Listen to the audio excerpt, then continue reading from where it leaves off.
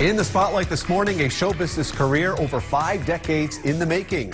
Tom Dreesen is an accomplished stand-up comedian and performer who has done it all. From Johnny Carson to Frank Sinatra, he has performed everywhere and literally met everybody.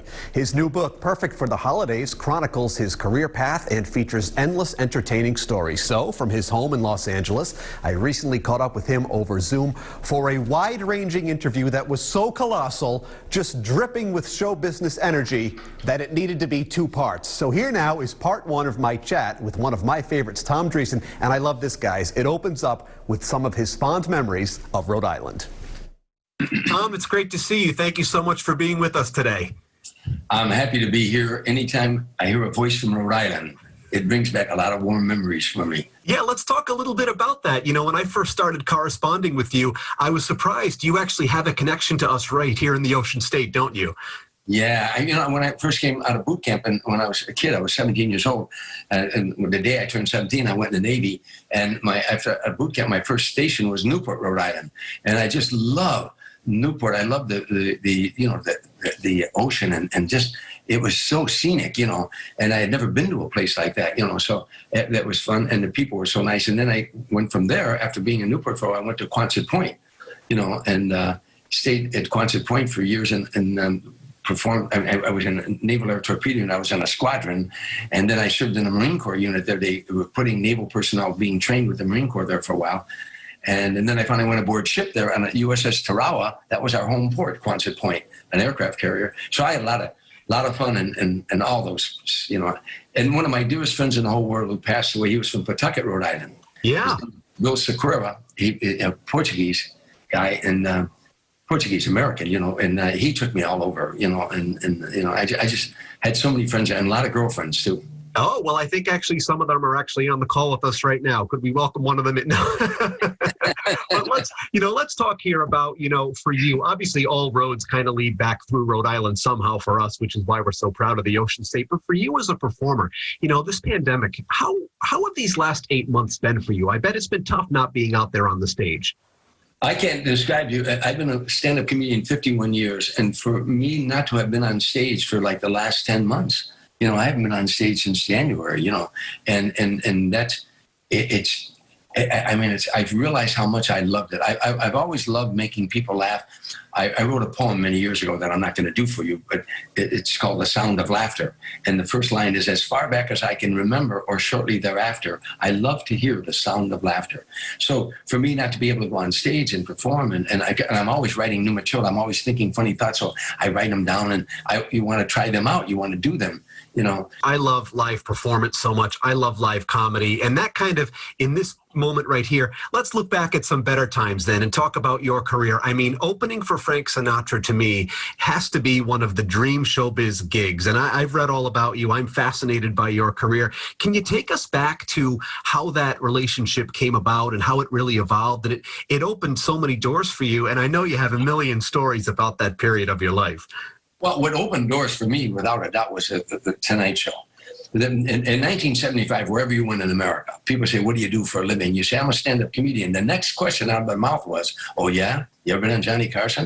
And if you haven't been on Johnny Carson, in the eyes of America, you just want a comedian. You might want to be a comedian. You might going to be a comedian, but you weren't one now.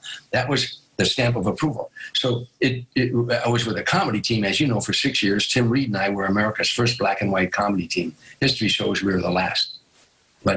And those days, they didn't have comedy clubs, so we toured the nation working all black clubs in the North and the South. When the team split up, then I'm on my own on the West Coast. I got a wife and 3 kids, and back in Chicago, I'm struggling, trying to get on at the Comedy Store, and finally got on at the Comedy Store. It took me a long time, and then trying to get to the Tonight Show. That took about a year. But that first Tonight Show launched my career. I did my first appearance on the Tonight Show in December 1975. I've never stopped working since. After that show, I started doing Dinah Shore, Merv Griffin, Mike Douglas, Johnny Carson, Midnight Special, Rock Concert, Soul Train, American Bandstand, all these shows, and then doing a lot of the game shows, from Hollywood Squares to $20,000 Pyramid. It opened up my life. I did 61 appearances on the Tonight Show. I never stopped working.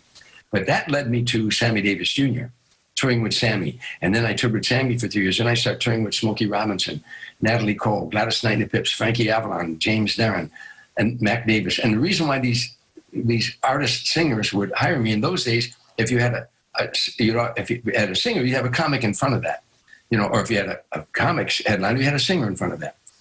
But I could work clean because I had done so much national television. They wanted a comedian that didn't offend their audience, So I could work clean. So now I'm working with all of them, the artists, and then I'm with Smokey Robinson at Caesars in Lake Tahoe.